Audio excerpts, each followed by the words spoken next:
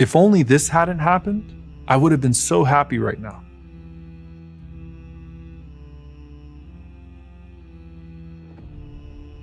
If only this situation went my way, I would have been married by now. If this, then that. The word if is short, but its impacts are long-standing and have the power to trap you in the thoughts of what could have been and leave you disappointed with what actually is.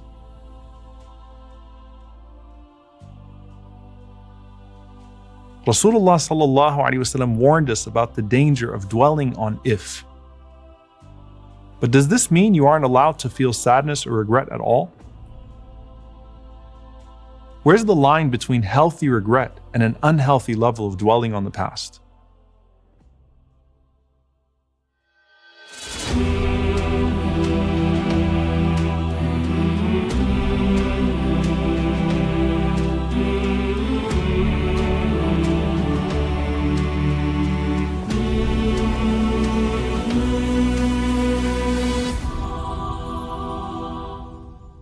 During the time of some of the worst fitna this ummah has ever seen, there was a man in Basra who was a general in the army of Ubaydullah ibn Ziyad, who was serving under Yazid ibn Muawiyah.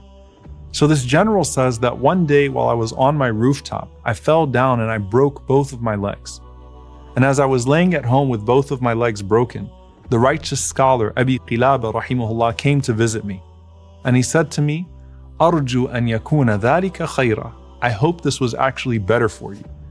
And so I responded to him and I said, "Ya Aba Qilab, what in the world could be good about my legs being broken?" He said, "Listen, ma satara Allahu alayka akthar. What Allah protected you from, if your legs weren't broken, is better for you." So he says, 3 days later, I get this letter from Ubaydullah ibn Ziyad enlisting me to join an army to go fight Al-Husayn radiallahu ta'ala anhu, the grandson of the Prophet sallallahu alaihi wasallam. So I responded to him and I said, "I can't join you because my legs are broken."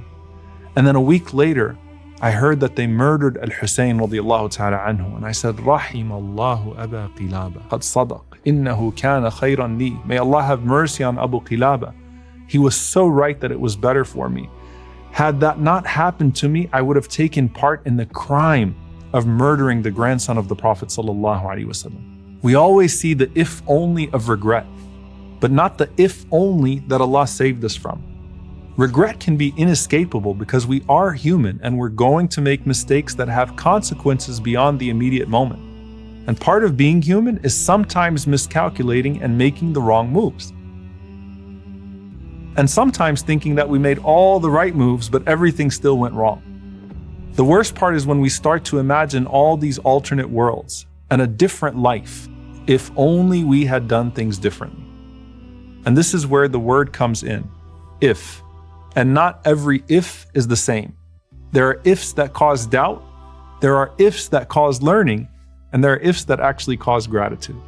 As for the ones that cause doubt, these are the ones that can make us challenge the qadr of Allah subhanahu wa ta'ala. The Prophet sallallahu alaihi wasallam said, "Don't say, if I had not done that, then this wouldn't have happened. وَلَكِنْ قُلْ قَدَّرَ اللَّهُ وَمَا شَاءَ فَعَلَ." Instead say, Allah did what He had ordained to do. Because the word if opens the doors of the shaitan. This is the if that convinces you that if you would have done something different, or if someone else didn't exist, or if a certain circumstance didn't arise, then the decree of Allah would have been different. But it was never going to be different. And this can lead you to hate yourself. It could make you hate others. It could make you hate the world. Or even worse, it could make you turn in hatred towards the heavens. And that's why the Prophet ﷺ said it opens the doors of shaitan. Because your head becomes a playground for shaitan, who starts to play with all sorts of possibilities that you think that you have. But you have to shut that door of if at the very beginning with قَدَّرَ اللَّهُ مَا شَاءَ فَعَلَ. That's the lock on the door, as firm as the plan of decree. Al-Qadi Iyad rahimahullah said about the phrase if only, that repeatedly thinking this can actually become a habit. And then this habit can remove all rida, all contentment from the heart of the believer. But there are good ifs. You have ifs that cause learning.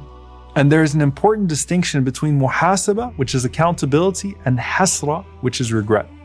Evaluating mistakes and learning from them is muhasabah, and that's a foundational part of everyone's spiritual journey. The focus is on the actions, not the outcomes, as opposed to the if that causes doubt, which focuses on the outcomes, not the actions. And the Prophet ﷺ, he used to use this for teaching the companions. So in Hajj, the Prophet ﷺ said, وَلَوْلَا أَنَّ مَعِيَ الْهَدْيَ لَأَحْلَلْتُ. If only I wouldn't have brought my sacrifice with me, I would have exited my ihram. Or if I would have done this, I would have done something different here. So this is an if that becomes a teaching moment. You can also say if only when you regret missing out on a good deed. As Imam an-Nawawi rahimahullah said, تَأَسُّفًا عَلَى مَا فَاتَ مِن طَاعَةِ اللَّهِ, feeling sorry because you missed out on a way of obeying Allah subhanahu wa ta'ala. There's also when the Prophet ﷺ said, if only this person was a bit more patient, more blessings would have come. The Prophet ﷺ said after telling the story of Musa and Qadar, وَدِدْنَا أَنَّ مُوسَى كَانَ صَبْرًا فَقَصَّ اللَّهُ عَلَيْنَا مِنْ خَبَرِهِمَا. We would have loved if Musa ﷺ was a bit more patient, then Allah would have told us more of their stories. Then there is the if only that leads to gratitude. And this is when you think of all the ways it could have gone wrong and how Allah subhanahu wa ta'ala saved you from misfortune. لَوْلَا فَضْلُ اللَّهِ وَرَحْمَتُهُ. If it weren't for the blessing and mercy of Allah in any of our pasts, things could have been a lot worse. لَوْلَا نِعْمَةُ رَبِّي لَكُنْتُ مِنَ الْمُحْضَرِينَ. If it weren't for the blessing of my Lord, I would have perished in the fire. لَوْلَا أَنْ هَدَانَ اللَّهِ. If Allah hadn't guided me, how would I have made it to paradise? There were so many ifs that actually went your way, and those are the ifs that inspire gratitude. Don't say if with what was never meant to come to you. Say if not for all the things that came to you that were full of blessings, even if you couldn't see them. متى فتح لك باب الفهم في المنع عاد المنع عين العطاء. When He opens up your understanding of deprivation, the deprivation itself becomes the same as a gift. There will be times in your life when you want to resist the path that's been put before you. But fighting it can't bring you any peace. Imam al-Shafi'i rahimahullah said, my heart is at ease knowing that what was meant for me will never miss me, and what has missed me was never meant for me.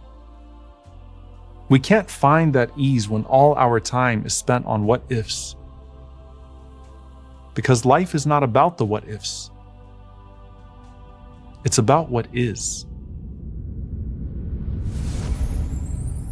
قل لن يصيبنا إلا ما كتب الله لنا هو مولانا وعلى الله فليتوكل المؤمنون.